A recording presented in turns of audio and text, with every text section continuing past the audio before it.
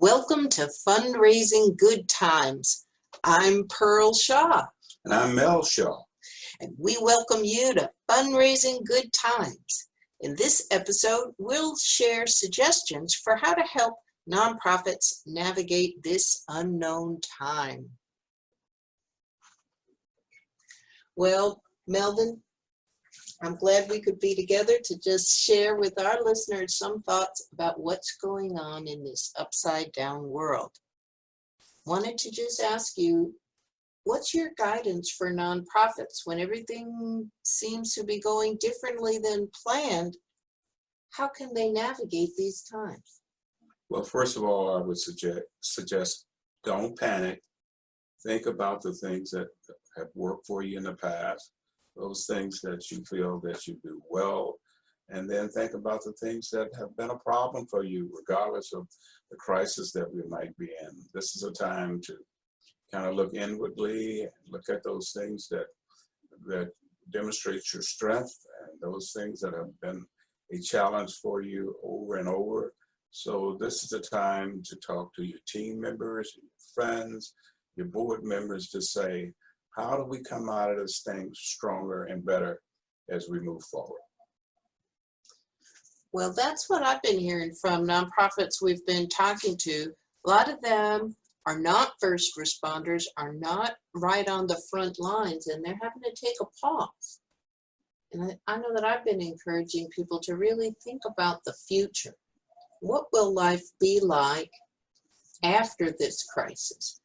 You know, it seems there'll have to be a lot of attention paid to what will be different, how will we change? What will the needs be for our services or our advocacy? Well, my suggestion would be to look inwardly, but also to look at and absorb again your mission. What are your organization is all about?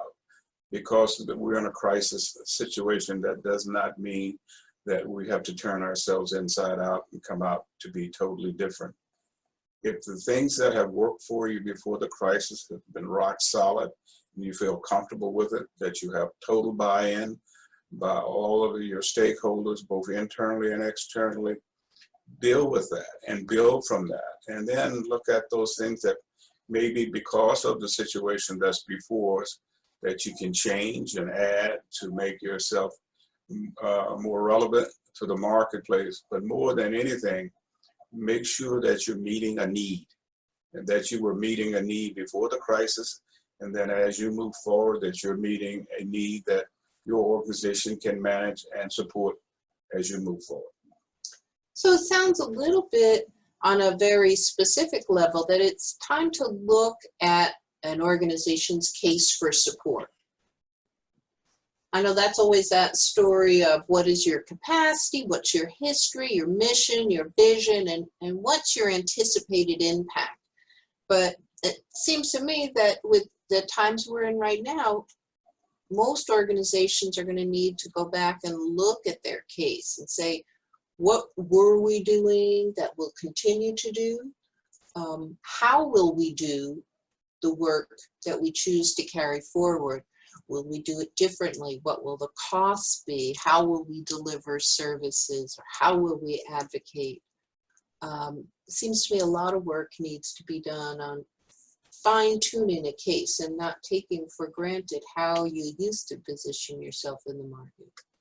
Right. Well, I have to support you on that, Pearl. Is at the end of the day, your case it should tell you, what are you selling in the marketplace? And my feeling is, before you change what you're selling, make sure that you're going back again and reviewing those things that you're doing well. But if you decide to come out of this situation offering different kinds of products and services and programs, that you're rock solid in what you're going to be offering to the marketplace. And that is, you make sure that your board members, your staff, your friends and stakeholders are in agreement that this is what we're going to be making our case around. This is what we're going to be selling in the marketplace.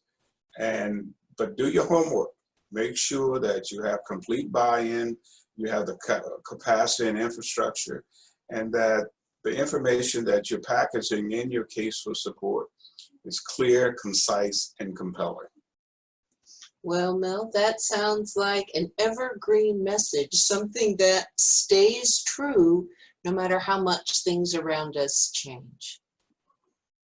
Well, my concern would be that it's going to be a lot of things that's going to be offered. And we would hope that the organizations don't panic, but really focus on those things that it's being offered that you can do well. You have a track record in the past, and that you can find a way to make a difference versus trying to do everything and grab everything that's being offered, because it's going to be a crazy time. But you need to stay solid, stay matured in terms of your leadership, and that you're all on the same page as you move forward. Mel, thanks for taking this time for this short conversation. We hope it's been helpful to our listeners. We say thank you. We appreciate everything that you're doing now. For those who are staying home, we appreciate your staying home. And for those who are going out and providing essential services, those who are working in hospitals, those with the military, those with the grocery stores, those who are driving trucks, we say thank you. Thank you.